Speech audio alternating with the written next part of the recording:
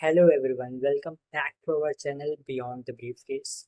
Today we are discussing the doctrine of promissory estoppel. It is a fundamental concept in the contract law.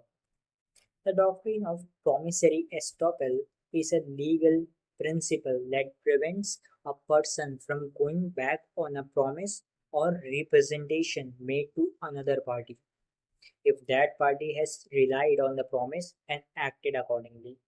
So, what is the definition of this doctrine? The doctrine of promissory estoppel is defined as a principle that prevents person from denying or going back on a promise or representation made to another party if that party has relied on this promise and suffered a detriment as a result. The scope of the doctrine is broad, applying to various types of promises and representation, including those made in contractual and non-contractual contexts. Now, moving on to the key elements of this doctrine. So, basically, the first is promise or representation. It means that a clear and unambiguous promise or representation must be made by one party to another party. Second one is reliance.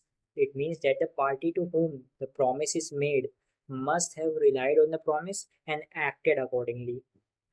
Third one is detriment. That is, the party relying on the promise must have suffered a detriment or a loss as a result of their reliance. Now, moving on to some benefits and advantages of this doctrine. The first one is it promotes fairness.